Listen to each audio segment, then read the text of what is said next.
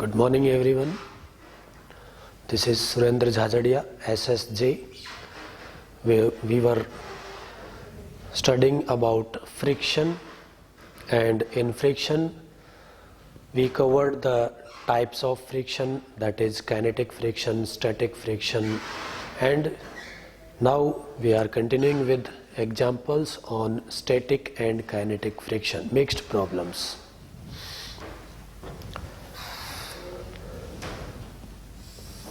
Let us have an example.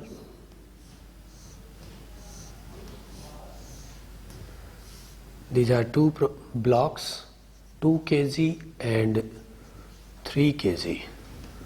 Mu equal to 0.5. If it is not mentioned that it is mu k or mu s, kinetic or static, then we can take mu k equal to mu s equal to 0.5. A force F equal to 40 Newton is applied on block A.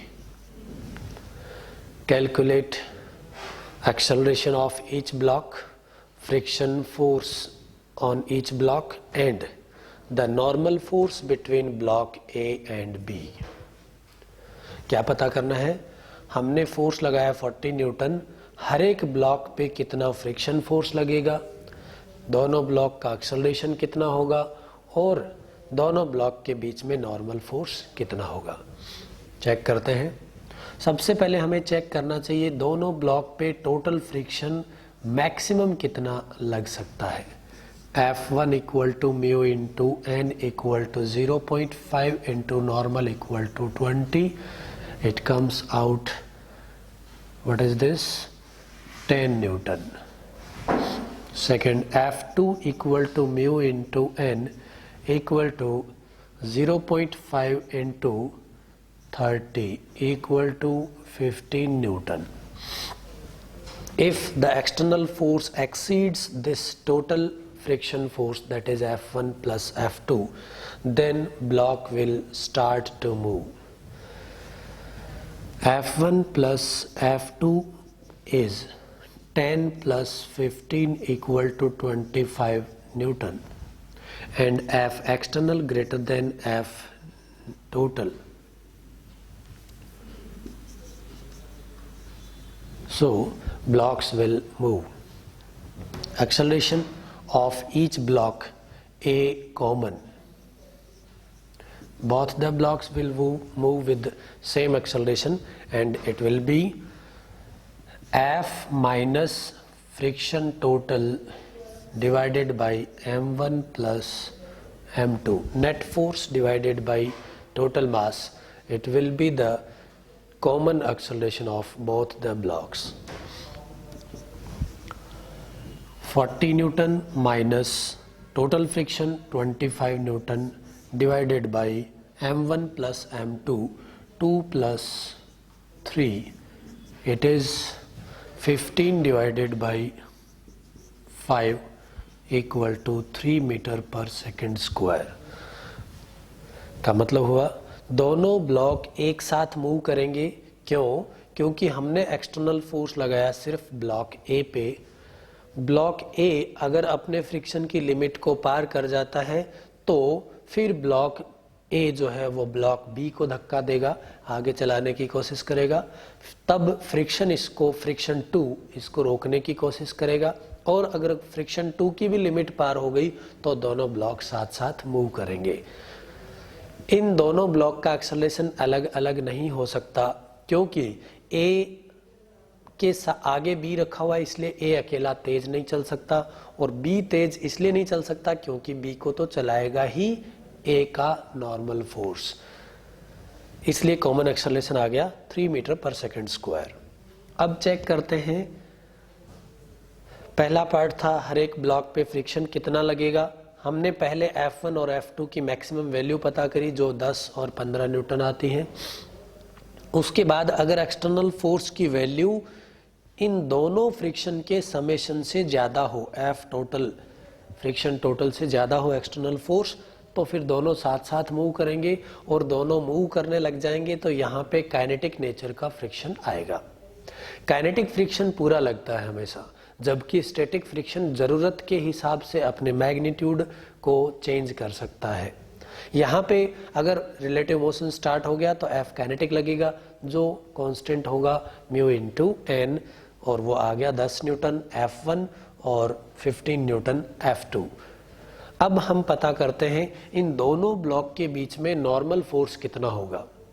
Normal force पता करने के लिए किसी एक block का FBD बना लेते हैं। किसी एक ब्लॉक का FBD यानी फ्री बॉडी डायग्राम। हम बात कर लेते हैं ब्लॉक ए की, जो है 2 kg। इस पर हमने एक्सटर्नल फोर्स लगाया था F इक्वल टू 40 न्यूटन, और इस पे फ्रिक्शन जो मैक्सिमम लग सकता है वो है 10 न्यूटन। सामने से ए और बी के बीच में जो भी नॉर्मल होगा उसको यहां दिखा देते हैं N1।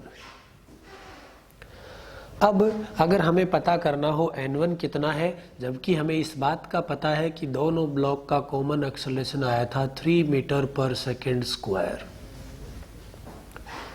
तो हम इक्वेशन लिखेंगे F minus F1 minus N1 equal to MA।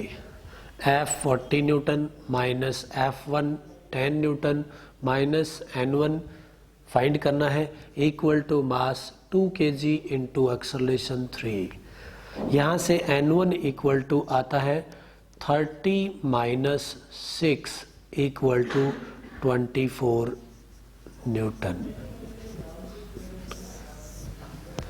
क्या मतलब, इस तरह की प्रॉब्लम में क्या क्या पूछा जा सकता है। हमने एक्सटर्नल फोर्स लगाया, पहला सवाल हो सकता है ब्लॉक चलेंगे कि नहीं चलेंगे, फिर चलेंगे तो यहाँ फ्रिक्शन कितना होगा, नहीं चलेंगे तो यहाँ फ्रिक्शन कितना होगा, और फिर अगर चलेंगे तो कितने एक्सेलरेशन से चलेंगे, और उसके बाद दोनों ब्लॉक के बीच में नॉर्मल कितना होगा।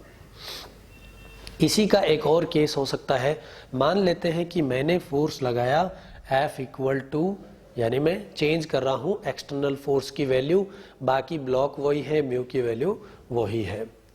जो अगले टाइप की प्रॉब्लम पूछी जा सकती है उसको हम करके देखते हैं।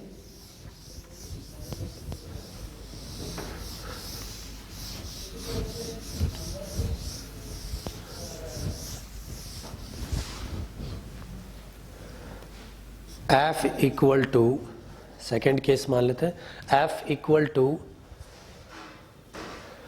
8 न्यूटन, एक्सटर्नल फोर्स मान लेते हैं 8 न्यूटन है। तो पता करते हैं कौन सा ब्लॉक कितने एक्सेलरेशन से चलेगा, कौन से ब्लॉक पे फ्रिक्शन फोर्स कितना लगेगा, और इन दोनों ब्लॉक के बीच में नॉर्मल कितना होगा। तो देखते हैं, अगर F equal to 8 newton force हुआ तो हम कहेंगे सबसे पहले चेक करना है F1 मैक्स कितना लग सकता है, हम कहेंगे 10 न्यूटन। F2 मैक्स कितना लग सकता है, हम कहेंगे 15 न्यूटन।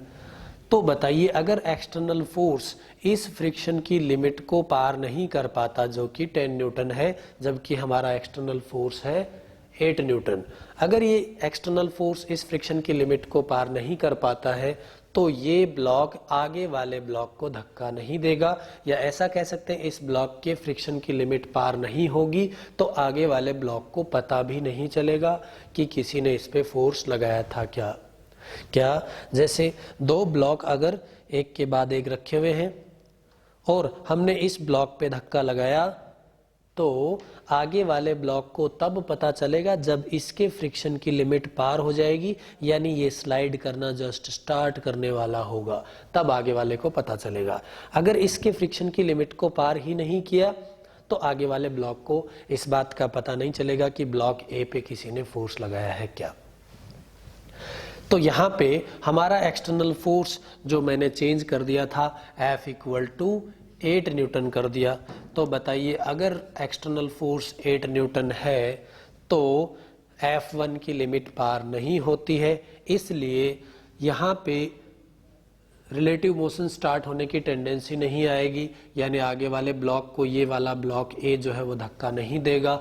का मतलब F1 जो होगा वो F स्टैटिक होगा और वो रिक्वायर्ड फोर्स के बराबर लगेगा, यानी ब्लॉक ए को रोक के रखने के लिए जितना चाहिए उतना ही लगेगा। रिक्वायर्ड कितना है? जितना हमने एक्सटर्नल फोर्स लगाया है, यानी 8 न्यूटन। और नॉर्मल फोर्स N1 जो है वो 0 होगा, यानी A जो है वो B पे धक्का नहीं देगा। N1 0 होगा तो यानी B ब्लॉक को चलाने की कोशिश करने वाला कोई ब्लॉक या कोई फोर्स नहीं है। तो F2 कितना लगेगा? हम कहेंगे F2 जो है वो स्टैटिक नेचर का फोर्स होता है यहाँ पे जब तक रिलेटिव मोशन स्टार्ट नहीं होता, और वो ज़रूरत के हिसाब से लगता है। अभी ऐसे कोई फोर्स की ज़रूरत नहीं है जो इस ब्लॉक को रोक के रखने के लिए चाहिए। यहाँ पे F2 की वैल्यू 0 हो जाएगी और दोनों ब्लॉक का एक्सेलरेशन क्या होगा? 0। दोनों ब्लॉक का एक्सेलरेशन क्या होगा? A1 equal to A2 equal to 0। जब तक दोनों ब्लॉक के फ्रिक्शन, टोटल फ्रिक्शन की लिमिट पार नहीं होगी तब तक ब्लॉक्स मूव नहीं करेंगे। फोर्स स्टैटिक नेचर का लगेगा, फ्रिक्शन फोर्स, और एक्सेलरेशन 0 होगा। नेक्स्ट केस में लेना चाहता हूं, अगर मैं इस फोर्स को इस फ्रिक्शन की लिमिट को पार करने वाली वैल्यू के साथ बात करूं और टोटल फ्रिक्शन की लिमिट पार नहीं हो, ऐसे केस की बात करके देखते हैं। का मतलब मैं एक्सटर्नल फोर्स को थर्ड केस में चेंज कर लेता हूं। Case 3, F external equal to 20 newton. F equal to 20 newton अगर हम फोर्स लगाते हैं तो ये 20 न्यूटन फोर्स इसको तो चलने की कंडीशन में ला देगा, यानी इसके फ्रिक्शन की लिमिट को पार कर जाएगा। इसलिए F1 पूरा लगेगा कितना? Mu into N1 equal to कितना आया था? 10 न्यूटन। अब बात करते हैं क्या इसके फ्रिक्शन की भी लिमिट पार हो जाएगी? तो हम कहेंगे नहीं, F टोटल जो था वो आया था 10 प्लस 15 इक्वल टू 25 न्यूटन, जबकि हमारा एक्सटर्नल फोर्स है 20 न्यूटन। इसलिए टोटल फ्रिक्शन की लिमिट पार नहीं होगी, मतलब मोशन स्टार्ट नहीं होगा। तो देखते हैं ब्लॉक ए जो है वो ब्लॉक बी पर कितना नॉर्मल फोर्स लगाएगा। चेक करते हैं। ब्लॉक ए 2 kg, इस पे पीछे फ्रिक्शन आएगा मैक्सिमम 10 न्यूटन। हमने फोर्स लगाया है F इक्वल टू 20 न्यूटन। तो सामने से जिस केस के लिए ब्लॉक चले नहीं उसके लिए N1 कितना होगा? तो हम कहेंगे N1 इक्वल टू कितना होगा? 20 minus friction 10 equal to 10 newton. इन दोनों ब्लॉक के बीच में, A और B के बीच में नॉर्मल होगा 10 न्यूटन, जो ब्लॉक A को रोक के रखने के लिए चाहिए। इसके बाद हम बात करते हैं ब्लॉक B पर अगर A ने नॉर्मल फोर्स कितना लगाया ये पूछा जाए तो हम कहेंगे एक्शन रिएक्शन पेयर से ब्लॉक B पर जो 3 kg ब्लॉक है उस पर नॉर्मल आ जाएगा N1 इक्वल टू 10 न्यूटन। अब ब्लॉक B पे पीछे की तरफ फ्रिक्शन जो मैक्सिमम लग सकता है वो 15 न्यूटन है। F2 मैक्स अगर चाहिए तो वो 15 न्यूटन है, लेकिन F2 पूरा 15 न्यूटन लगेगा नहीं। क्यों? क्योंकि ज़रूरत है इसको रोक के रखने के लिए कितने की? F static nature equal to F required equal to 10 newton force लगाओगे तो उसको रोक के रखने के लिए फ्रिक्शन भी लग जाएगा 10 न्यूटन। ये हमें पता करना था। और दोनों ब्लॉक का अभी भी acceleration A1 equal to A2 equal to 0 होगा। क्यों 0 होगा?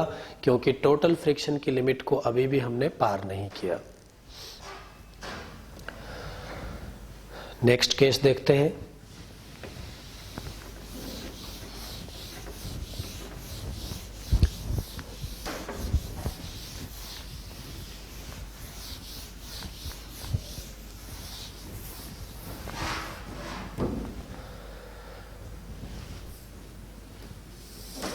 एक और एग्जांपल लेते हैं। कुछ उसी तरह का एग्जाम्पल है।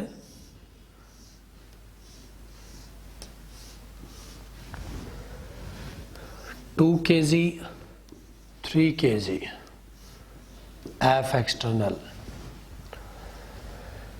इधर मान लेते हैं कि फ्रिक्शन F1 ब्लॉक ए बोल देते हैं इसको, बी F1 मैक्स आपको वैल्यू दे रखी है, जो ज्यादा से ज्यादा फ्रिक्शन लग सकता है, मान लेते हैं 20 न्यूटन। इधर फ्रिक्शन F2 की मैक्स वैल्यू दे रखी है, इस बार म्यू नहीं दिया, मैक्सिमम इतना लग सकता है, वो है 10 न्यूटन। हो सकता है दोनों ब्लॉक के लिए म्यू की वैल्यू अलग अलग रही हो, हमें फ्रिक्शन की मैक्सिमम वैल्यू दी हुई है। External force equal to given है, फर्स्ट केस में F external equal to 25 newton. हम कहेंगे कि जैसे जैसे हम एक्सटर्नल फोर्स को बढ़ाते हैं, पीछे की तरफ ये वाला फ्रिक्शन उसको बैलेंस करने की कोशिश करता है रिलेटिव मोशन को रोकने के लिए। अगर हमारा एक्सटर्नल फोर्स इस F फ्रिक्शन की मैक्सिमम वैल्यू को पार कर जाता है, जो यहाँ पे कर रहा है, कितना है 25 न्यूटन, जबकि फ्रिक्शन मैक्सिमम 20, तो इसको पार कर जाता है, तब इस रस्सी में टेंशन आता है। वो टेंशन क्या होगा, ब्लॉक ए पे पीछे की तरफ यानी बी पे आगे की तरफ। जैसे ही ब्लॉक बी पे टेंशन फोर्स आगे की तरफ लगता है, उसको रोकने के लिए फ्रिक्शन पीछे लगता है। अगर external force F1 plus F2 की मैक्सिमम वैल्यू समेशन को अगर पार कर जाता है, तो सिस्टम का मोशन स्टार्ट हो जाता है। लेकिन अभी हमारे एक्सटर्नल फोर्स का टोटल जो है वो फ्रिक्शन के टोटल को पार नहीं कर रहा। क्यों? क्योंकि फ्रिक्शन F1 प्लस F2 जो आता है वो 30 न्यूटन है, जबकि एक्सटर्नल फोर्स 25 न्यूटन है। इसका मतलब ये सिस्टम चलेगा तो नहीं, इस बात की गारंटी हो गई। इसलिए हम कह सकते हैं एक्सेलरेशन सिस्टम का जीरो होगा श्योर। चलेंगे तो दोनों साथ साथ चलेंगे, अदरवाइज दोनों का एक्सेलरेशन जीरो होगा। अगर एक्सेलरेशन जीरो का पता चल गया तो हम कह सकते हैं ब्लॉक ए पर नेट फोर्स जीरो आना चाहिए। हम FBD बना देते हैं ब्लॉक ए का। ए पर आगे की तरफ F एक्सटर्नल 25 न्यूटन। सबसे पहले लड़ाई लड़ेगा फ्रिक्शन का, मतलब वो पूरी कोशिश करेगा कि मैं अकेला रोक लेता हूं, इस ब्लॉक को चलने ना दूं, लेकिन वो रोक नहीं पाएगा, तो वो मैक्सिमम वैल्यू के साथ अप्लाई हो जाएगा, कितना 20 न्यूटन। फिर बची हुई जरूरत पूरा करेगा कौन, टेंशन फोर्स, रस्सी का टेंशन T। चेक करते हैं T कितना आएगा। हमें पता है एक्सेलरेशन जीरो है, तो sigma F equal to zero होना चाहिए। Sigma F in x direction हम पता कर रहे हैं। x में नेट फोर्स क्या लिखेंगे, 25 newton positive direction, minus friction minus T equal to zero. 25 minus friction maximum लग रहा था 20 newton, minus T equal to zero, T equal to 5 newton. यानी इस ब्लॉक को रोक के रखने के लिए 5 न्यूटन फ्रिक्शन की 5 न्यूटन टेंशन फोर्स की जरूरत थी। जैसे ही आपको पता चला कि इसको रोक के रखने के लिए 5 न्यूटन पीछे टेंशन चाहिए, तो उतना ही टेंशन फोर्स ब्लॉक बी पे आगे की तरफ लग गया होगा। इसलिए मैं ब्लॉक बी का FBD बना देता हूं, जो है 2 kg, आगे की तरफ force T equal to 5 newton. पीछे फ्रिक्शन F2 जो मैक्स 10 न्यूटन लग सकता है, लेकिन ये टेंशन 5 न्यूटन यानी इसको चला नहीं सकता, इसलिए मैक्सिमम फ्रिक्शन की जरूरत नहीं पड़ने वाली। कितना लगेगा फिर, F2 equal to F static equal to F required equal to tension यानी 5 न्यूटन। 5 न्यूटन की जरूरत है, तो स्टैटिक सेल्फ एडजस्टेबल फोर्स है, जो जरूरत के हिसाब से अपने मैग्नीट्यूड को चेंज कर सकता है, इसलिए लगेगा 5 न्यूटन। इसी में हम पिछले एग्जाम्पल की तरह बात कर सकते थे। अगर ये एक्सटर्नल फोर्स इन दोनों फ्रिक्शन की लिमिट को पार करने के बाद ज़्यादा वैल्यू रखता हो, तो ये सिस्टम एक्सेलरेट हो जाता है और हम उस केस की बात कर लेते हैं।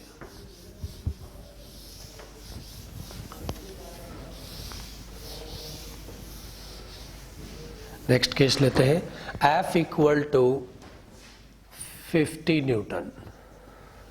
हम कहेंगे external force greater than F1 plus F2 हो गया, यानी सिस्टम एक्सेलरेट होगा और कॉमन एक्सेलरेशन आएगा A common equal to F minus friction 1 plus friction 2 divided by total mass. External force 50 minus friction आता है 20 प्लस 10 यानी 30 divided by total mass 2 plus 3 यानी 5 kg। कितना बन जाएगा? 20 divided by 5 equal to 4 metre पर second square. ये common acceleration पता चलने के बाद अगर पूछा जाए फ्रिक्शन कितने लगेंगे, हम कहेंगे जैसे ही रिलेटिव मोशन स्टार्ट हो जाता है काइनेटिक फ्रिक्शन लगता है, पूरा लगता है और वो 10 न्यूटन एंड 20 न्यूटन होगा। फिर पूछा जा सकता है अब बताओ रस्सी में टेंशन कितना है। कई बार बच्चे गलती कर देते हैं, इसमें टेंशन पूछा जाता है तो कह देते हैं आगे 50 न्यूटन, पीछे फ्रिक्शन 20 न्यूटन और टेंशन बच गया कितना, जरूरत के हिसाब से बता देते हैं कि 30 न्यूटन। वो गलत है, क्योंकि 30 न्यूटन तो टेंशन तब होता जब ये सिस्टम इक्विलिब्रियम में होता। अगर ये ब्लॉक ए इक्विलिब्रियम में हो तो आप कह सकते हैं जितना फोर्स आगे उतना पीछे, यानी हमें इस बात का ध्यान रखना है, जल्दबाजी न करें और ये टेंशन गलत ना हो जाए। तो क्या करेंगे, ब्लॉक ए का एफबीडी बनाते हैं। ब्लॉक ए के एफबीडी में हम दिखाएंगे सबसे पहले आगे F equal to 50 newton, relative motion start हो गया इसलिए ये F1 जो है वो पूरा लगेगा, मैक्सिमम कितना 20 न्यूटन। इसके अलावा पीछे टेंशन फोर्स लगेगा T और हम कहेंगे ये सिस्टम चल रहा है A इक्वल टू 4 मीटर पर सेकेंड स्क्वायर से। जब सिस्टम एक्सेलरेट हो जाए तो इक्वेशन लिखनी चाहिए sigma F X is equal to M into A X. Sigma F X क्या लिखेंगे बताइए, सिग्मा एफ एक्स बच जाएगा 50 minus friction minus tension equal to M A. 50 minus 20 minus T equal to 3 into A equal to 4 बन जाता है T equal to 30 minus 12 equal to 18 newton, यानी रस्सी का टेंशन हो गया 18 न्यूटन। इस ब्लॉक ए के एफबीडी की जगह हम चाहते तो बी का एफबीडी बनाकर भी इक्वेशन लिखते तो टेंशन की वैल्यू पता चल जाती। स्टॉप। एक और एग्जांपल की बात करते हैं।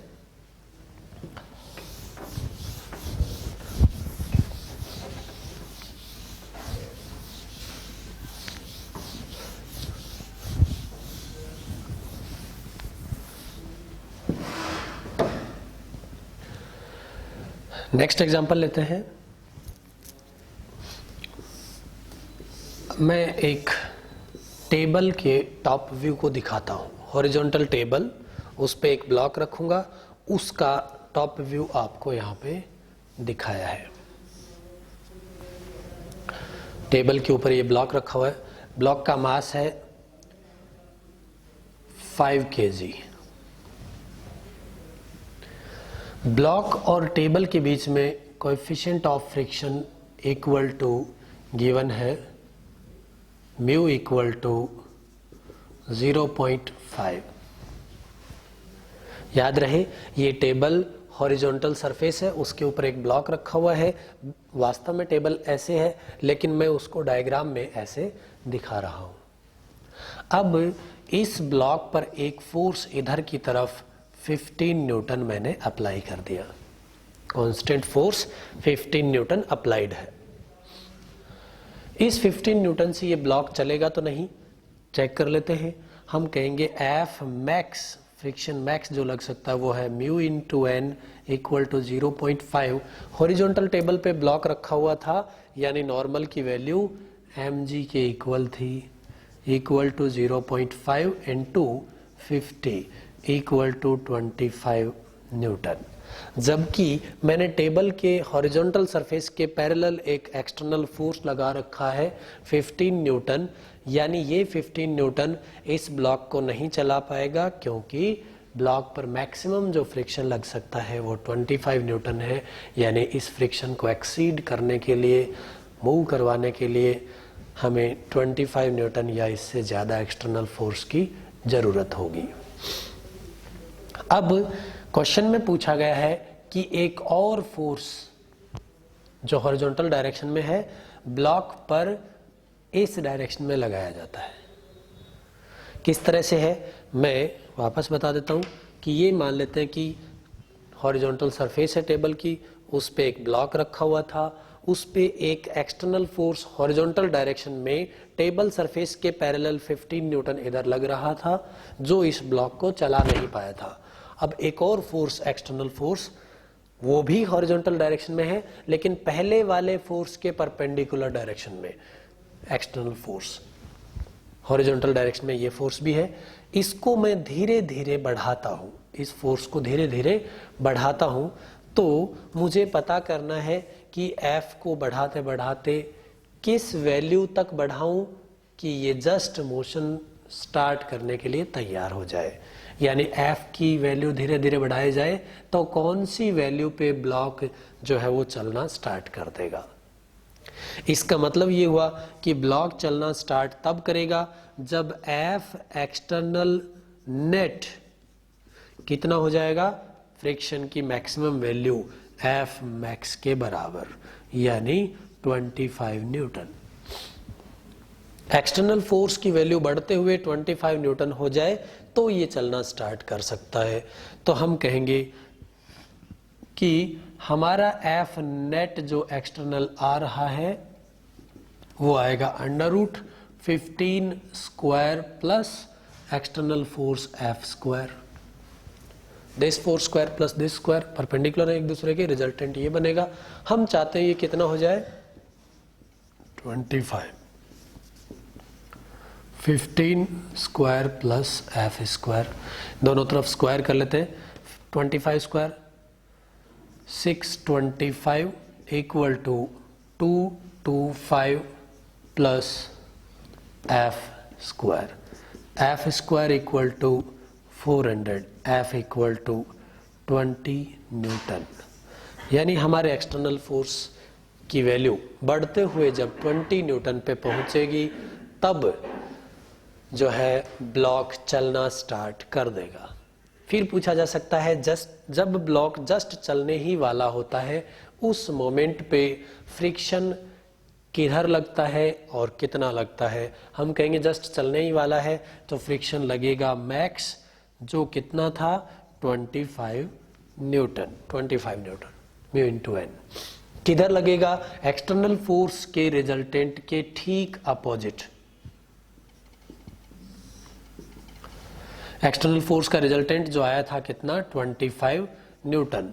हम पता करना चाहें कि इनिशियल फोर्स 15 न्यूटन के साथ कितने एंगल पे रिजल्टेंट फोर्स आ रहा है, तो हम कहेंगे वो होगा tan theta equal to perpendicular यानी 20 divided by base 15 equal to 4/3 यानी theta equal to 53 degree. Theta equal to 53 degree आ गया रिजल्टेंट फोर्स का डायरेक्शन। फ्रिक्शन होगा इसके ठीक अपोजिट डायरेक्शन में। का मतलब आप कह सकते हैं अगर हम इस तरह से डायरेक्शन दिखाएं ये 53 तो ये भी 53 डिग्री एंगल। इस तरह से हम पता कर सकते हैं कि फ्रिक्शन किस डायरेक्शन में लगेगा और कितना लगेगा। एक और एग्जांपल लेके देखते हैं, इसको मैं हटा देता हूं।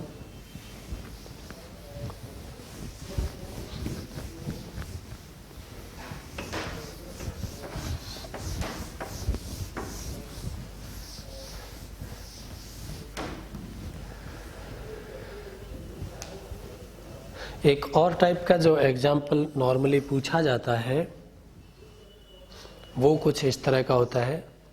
मान लेते हैं कि ये ब्लॉक ए है,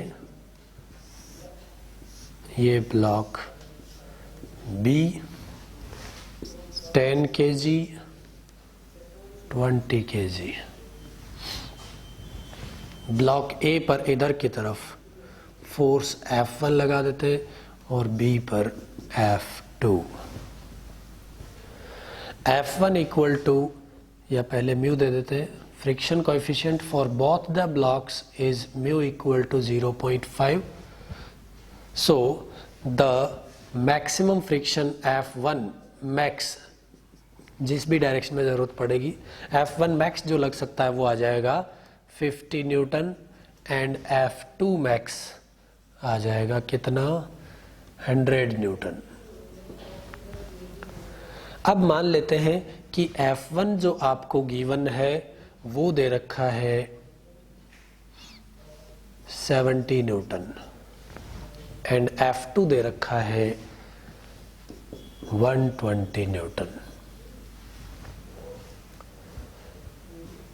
क्वेश्चन में पूछा जाएगा आपको टेंशन कैलकुलेट करना है, दोनों ब्लॉक्स का एक्सेलरेशन ए कैलकुलेट करना है और हर एक ब्लॉक पे फ्रिक्शन कितना लगेगा।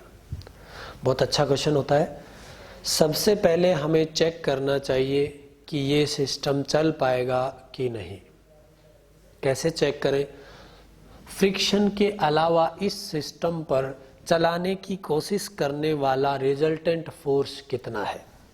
हम कहेंगे वो रिजल्टेंट फोर्स है F2 minus F1, only external force other than friction. F2 minus F1 कितना आएगा, 120 minus 70 equal to 50 newton. Direction positive X direction, I cap बोल देते हैं, ये पॉजिटिव एक्स डायरेक्शन है, ये वाई है। 50 न्यूटन आई कैप, इस डायरेक्शन में 50 न्यूटन फोर्स हो गया। अब अगर हमसे कोई पूछे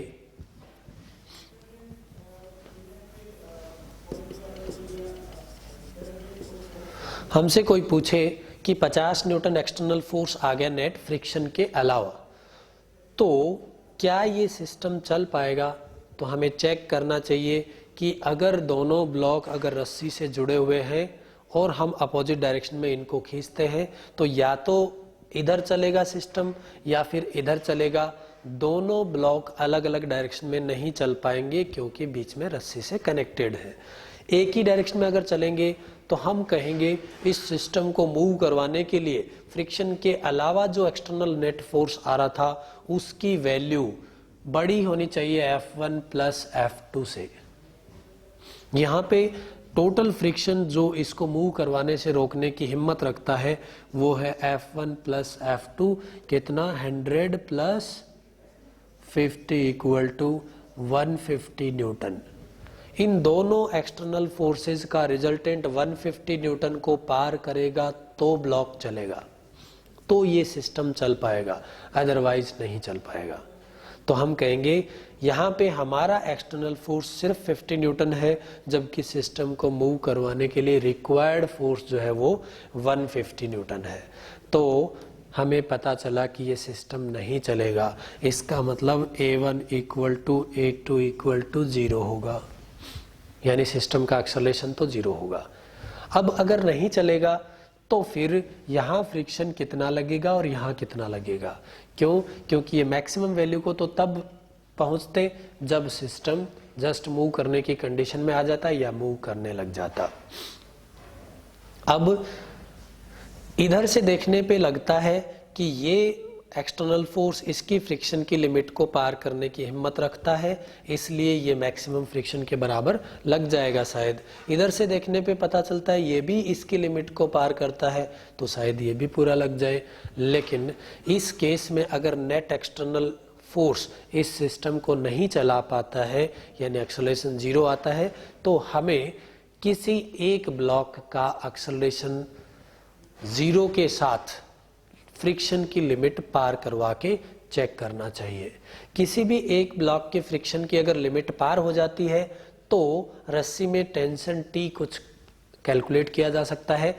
वो T अगर दूसरे सिस्टम को भी रेस्ट में रखने के लिए सेटिस्फाई करता है तो वो T जो हमने पता किया वो सही है। अदरवाइज फिर दूसरे ब्लॉक को चेक करो कि मान लेते हैं दूसरे ब्लॉक के फ्रिक्शन की लिमिट पार हुई। दोनों ब्लॉक की फ्रिक्शन की लिमिट एक साथ पार तभी हो पाएगी जब ये सिस्टम मूव करने लग जाएगा या जस्ट मूव करने की कंडीशन में आ जाएगा। अदरवाइज किसी एक ब्लॉक के फ्रिक्शन की लिमिट पार करवा के हमें दूसरे को सेटिस्फाई करना है। तो चेक करते हैं, मान लेते हैं ब्लॉक ए के फ्रिक्शन की लिमिट पार हो गई।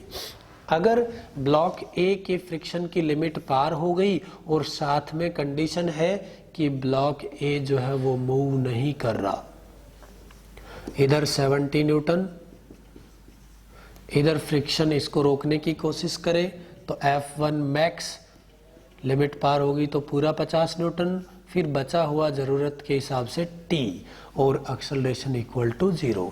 यहाँ से सिग्मा F इक्वल टू 0 करने पर हम पता करते हैं T minus 70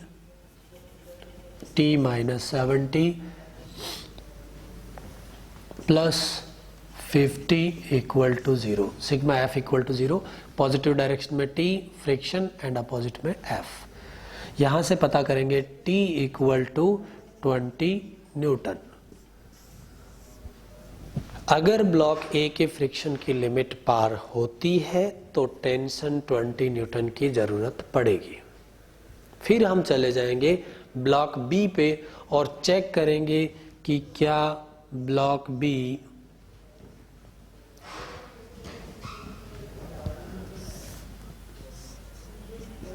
F2 equal to 120 newton. Friction इसको रोक के रखने के लिए कितने की जरूरत पड़ेगी वो लगाएंगे, T equal to 20 Newton. F2 जरूरत के हिसाब से स्टैटिक नेचर।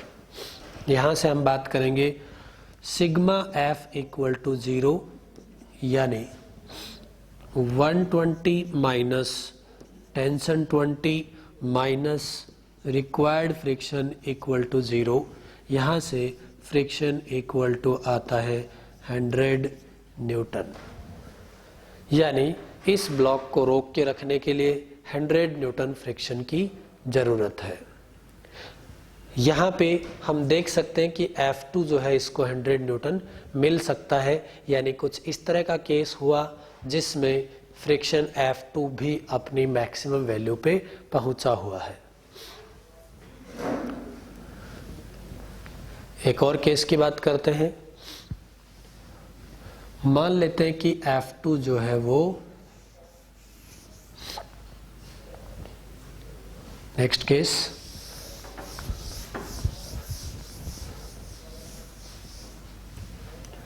F2 ले लेते हैं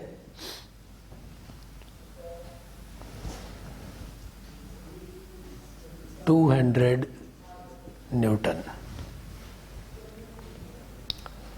F1 मैक्स 50 न्यूटन लग सकता है, F2 मैक्स 100 न्यूटन लग सकता है क्योंकि म्यू इक्वल टू 0.5 है।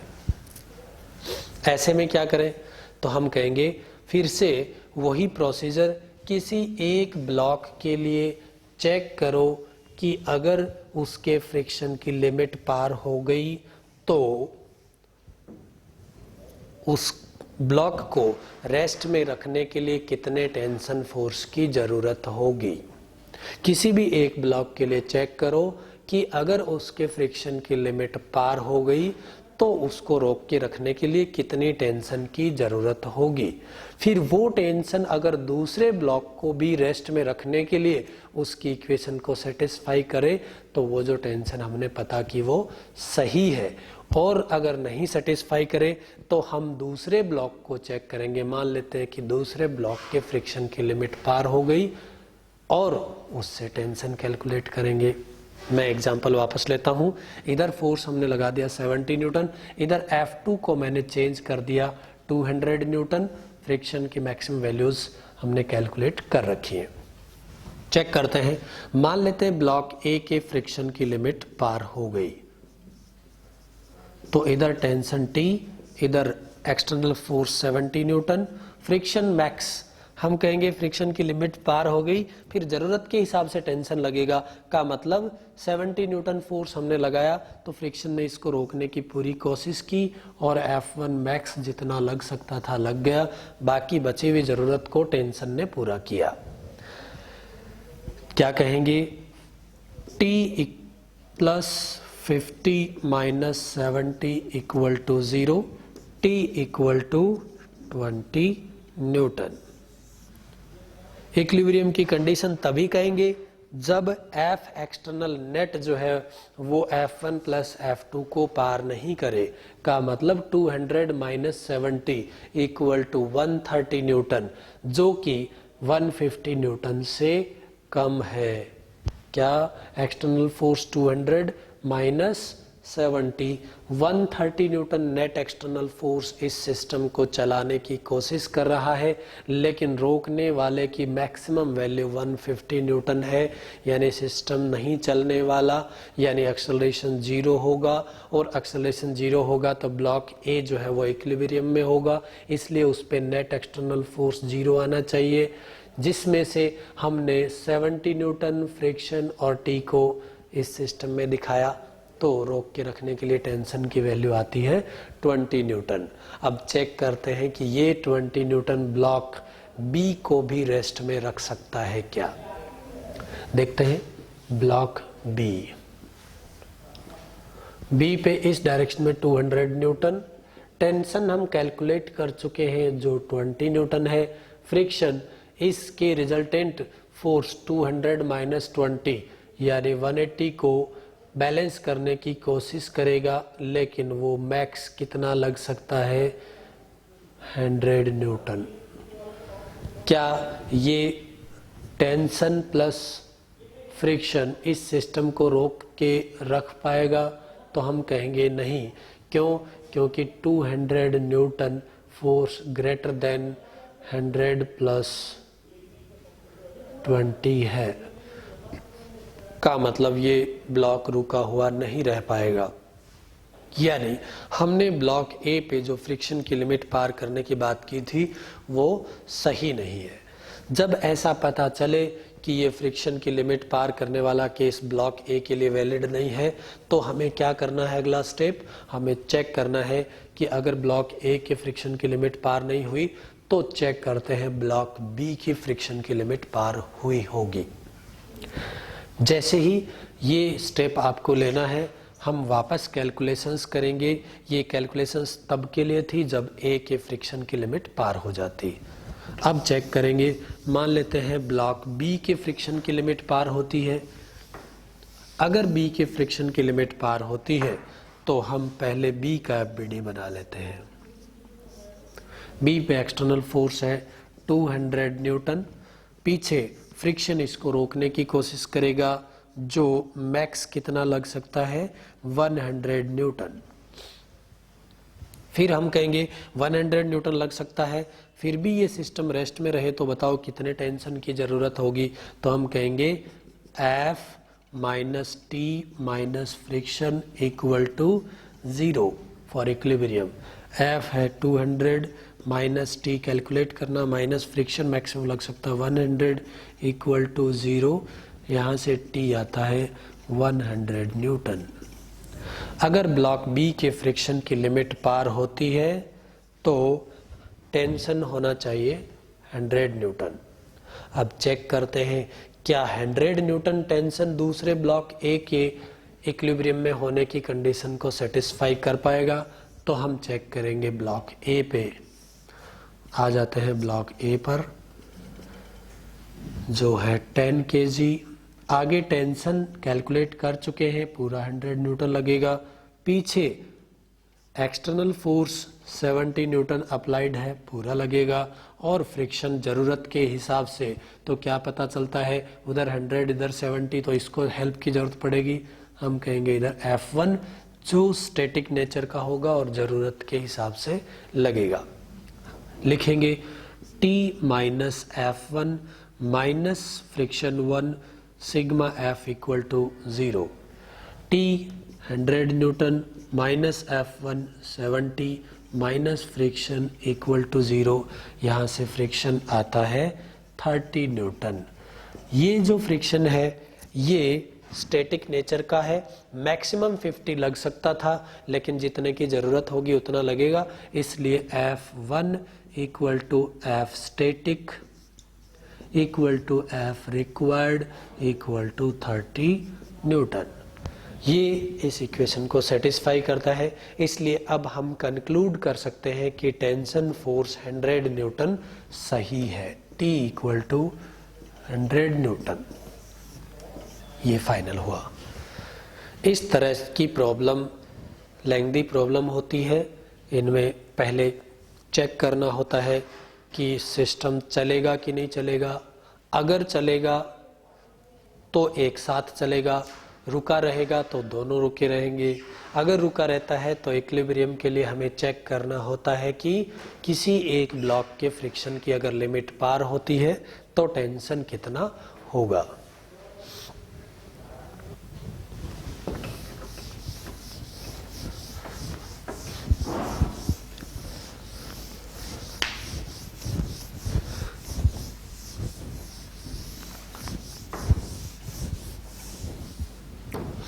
एक और एग्जांपल लेते हैं।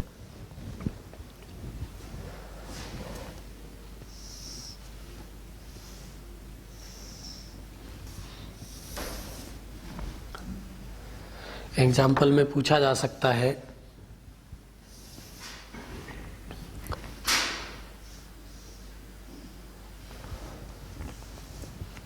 2 kg block A B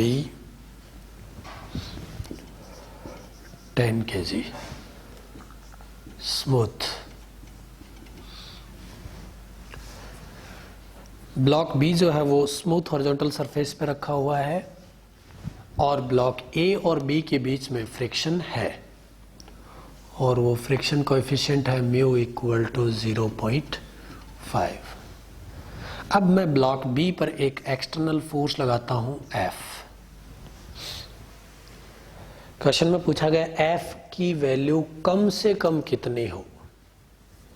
F की वैल्यू कम से कम कितनी हो कि ब्लॉक A जो है वो ब्लॉक B के रेस्पेक्ट में स्लाइड नहीं करे, ब्लॉक A ब्लॉक B के रेस्पेक्ट में रेस्ट में रहे, यानी यहीं पे चिपका रहे, ये स्लाइड नहीं करे नीचे की तरफ। ऐसा होने के लिए F की वैल्यू कम से कम क्या होनी चाहिए, तो हम कहेंगे इस F के लिए अगर स्मूथ सरफेस पे सिस्टम रखा हुआ है, ब्लॉक A जो है वो B के रेस्पेक्ट में स्लाइड नहीं करता है, तो हमारे लिए A प्लस B एक कॉमन ब्लॉक बन गया और A कॉमन आ जाएगा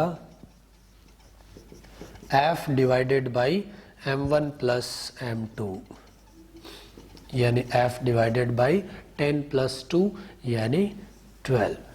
ये कॉमन एक्सेलरेशन होगा। ये कॉमन एक्सेलरेशन होगा तो हम इन दोनों ब्लॉक के बीच का नॉर्मल कैलकुलेट कर सकते हैं।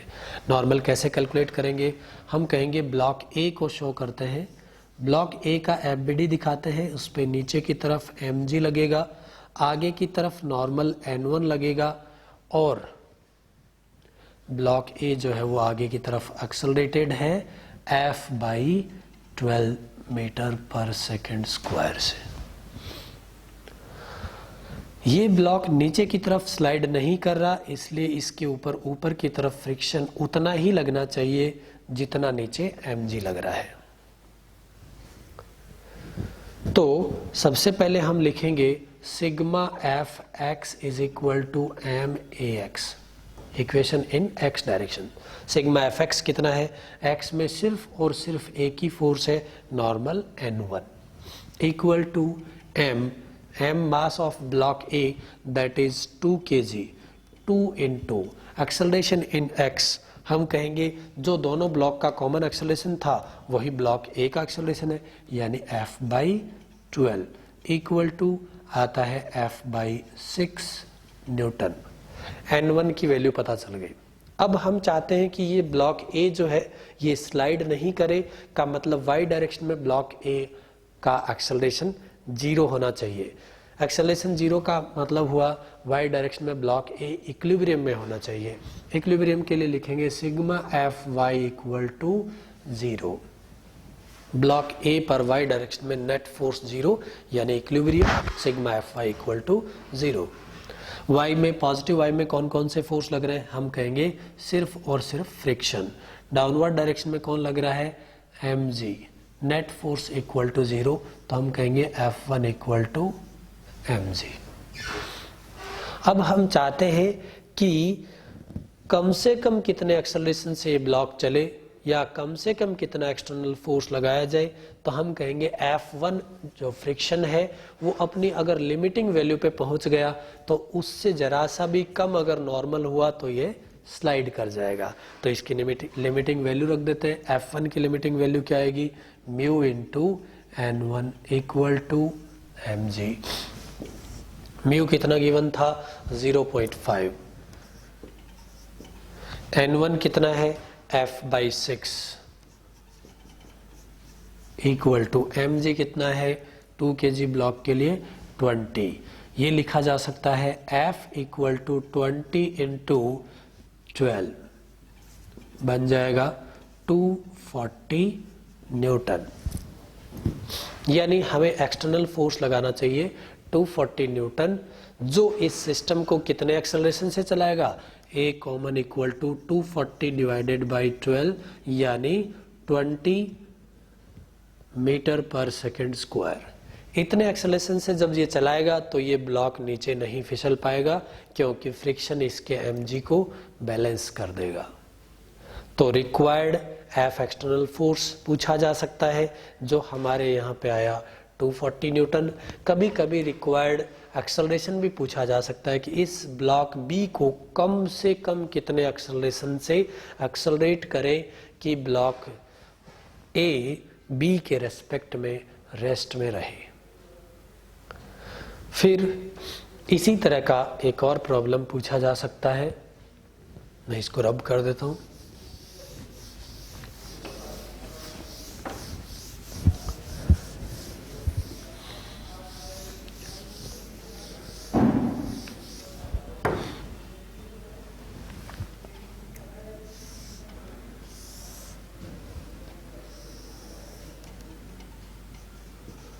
Theta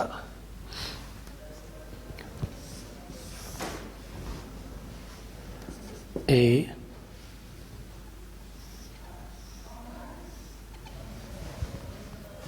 B 2 kg, theta equal to 53 degree. Question में पूछा जा सकता है what should be the acceleration of block A for which B starts to slide in upward direction with respect to block A. What should be the acceleration of block A so that block starts to slide, block B starts to slide with respect to block A in upward direction. एक question इस तरह का भी बन सकता है what should be the minimum value of A to protect the block B sliding down with respect to block A. Check करते हैं। पहले हम उस केस की बात कर लेते हैं जिसमें ये पूछा जाए कि इसको कितने एक्सेलरेशन से चलाएं कि ऊपर फिसलना स्टार्ट कर दे। हालांकि ऐसा ज़रूरी नहीं है कि फिसलना स्टार्ट कर ही दे, ऐसा भी हो सकता है कि हम ये कंक्लूजन निकल के आए कि हम कितने भी एक्सेलरेशन से इसको एक्सेलरेट कर दे ये ऊपर स्लाइड नहीं कर पाएगा, ऐसा भी पॉसिबल है। तो हम इस केस के लिए ले लेते हैं म्यू इक्वल टू 0.2, मान लेते हैं म्यू इक्वल टू 0.2 है। बताइए अगर किसी भी एक्सेलरेशन से इस ब्लॉक को चलाएंगे तो ब्लॉक बी पर पीछे सूडो फोर्स ma लगेगा, ब्लॉक बी पर डाउनवर्ड डायरेक्शन में mg लगेगा। ब्लॉक बी को फिसलने नीचे फिसलाने की कोशिश करेगा mg साइन थीटा जो आता है 20 न्यूटन का mg साइन 53 बन जाता है कितना, 16 न्यूटन। फिर इधर आएगा mg cos थीटा, वो बनता है 12 न्यूटन। फिर ma का एक कंपोनेंट ऊपर लेंगे तो आएगा ma cos 53,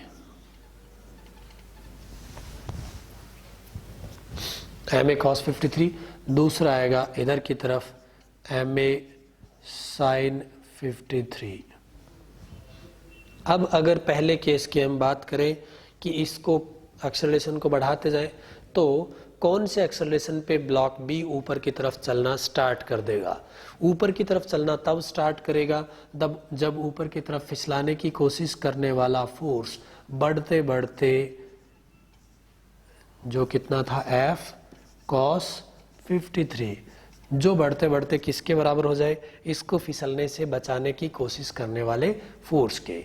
फिसलने से बचाने की कोशिश कौन करेगा, एक तो mg sign theta plus friction, तो नीचे की तरफ आ गया mg sign theta plus friction.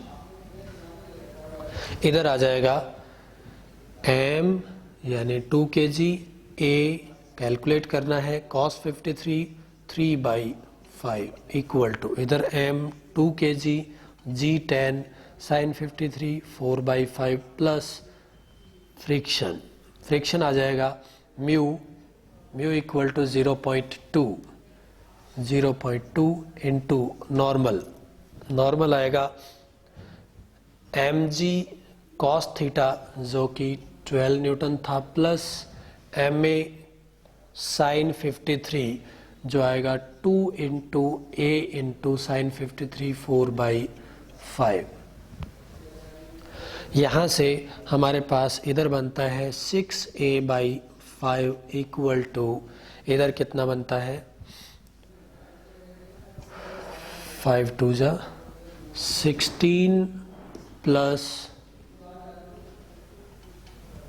2.4 plus 8a/5। Solve करते हैं 6a/5 ऊपर लिखिए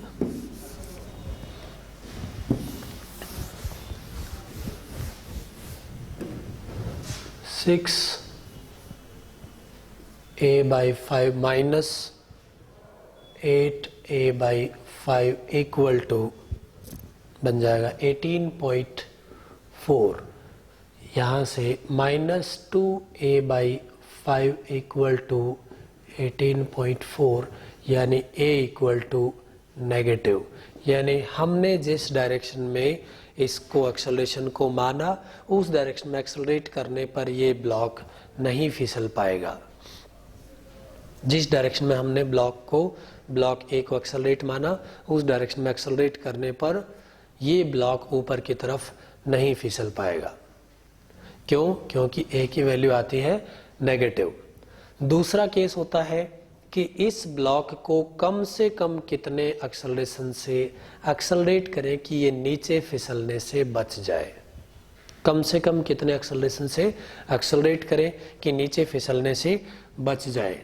तो उसके लिए हम सेकंड केस में बात करते हैं। फर्स्ट केस में क्या रहा, इस ब्लॉक को ऊपर की तरफ किसी भी एक्सेलरेशन के लिए नहीं फिसलाया जा सकता।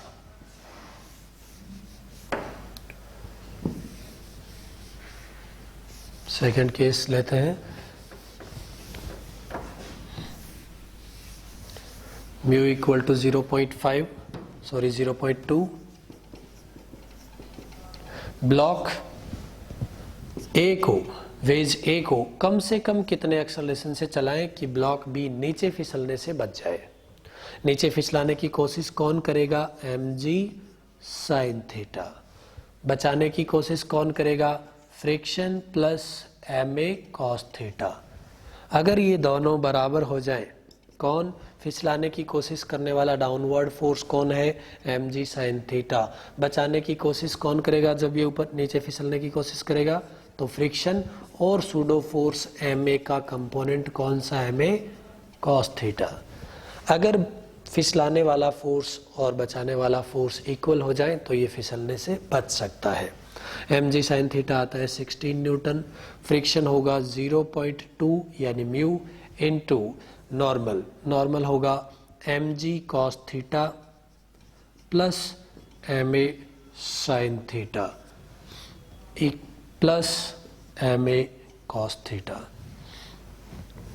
16 equal to 0.2 into mg cos theta आया था 12 plus m 2 kg a calculate करना है sine 53 4/5 plus m 2 kg into a into cos 53 3/5।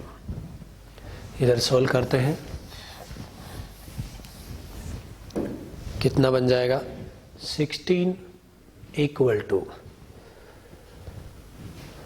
2.4 into plus 0.4 into 4 1.6 divided by 5 a plus 6a/5। देखते हैं सही लिखा क्या। 16 equal to 0.2 into 12 2.4 plus 8 into 0.2 1.6 divided by 5a plus 6a/5। इधर ले चलते हैं, इसको माइनस करेंगे, ये बन जाएगा 13.6 equal to 7.6 a/5। a equal to कितना बनेगा 13.6 into 5 divided by 7.6। This much of acceleration is required to keep the block B at rest with respect to block A. Minimum required acceleration. इससे कम acceleration से अगर इसको चलाते हैं तो block B नीचे फिसल जाएगा। इस एक्सेलरेशन से चलाते हैं तो फ्रिक्शन मैक्सिमम लग रहा होगा, नीचे स्लाइड होने से ये बच गया। इससे ज़्यादा एक्सेलरेशन से चलाते हैं तो ब्लॉक बी पर लगने वाला सूडो फोर्स ऊपर की तरफ बढ़ जाएगा, तो इसके नीचे की तरफ स्लाइड करने की टेंडेंसी कम होती जाएगी। किसी ना किसी एक्सेलरेशन के लिए ब्लॉक बी पर फ्रिक्शन की वैल्यू 0 भी हो सकती है। पूछा जाए कि फ्रिक्शन की वैल्यू 0 होने के लिए इसका एक्सेलरेशन कितना होना चाहिए, तो हम कहेंगे अगर mg साइन थीटा के बराबर हो जाए ma cos थीटा। क्यों? mg साइन थीटा नीचे स्लाइड करवाने की कोशिश करता है, ma cos थीटा ऊपर स्लाइड करवाने की कोशिश करता है, और अगर दोनों ये फोर्स आपस में इक्वल हो जाएं, बैलेंस हो जाएं, तो फ्रिक्शन की ज़रूरत ही नहीं पड़ेगी। और फ्रिक्शन तो तभी लगता है जब ब्लॉक में रिलेटिव मोशन करने की टेंडेंसी आती है। अगर पहले से ही रिमेनिंग फोर्सेस इक्वल हो जाते हैं तो फ्रिक्शन फिर एक्शन में नहीं आता। फ्रिक्शन तब लगता है जब रिलेटिव मोशन होने की कोई कोशिश होती है या रिलेटिव मोशन होता है। जब रिलेटिव मोशन करवाने की कोशिश करने वाले फोर्सेस आपस में बैलेंस हो जाएं तो फिर फ्रिक्शन फोर्स नहीं लगता।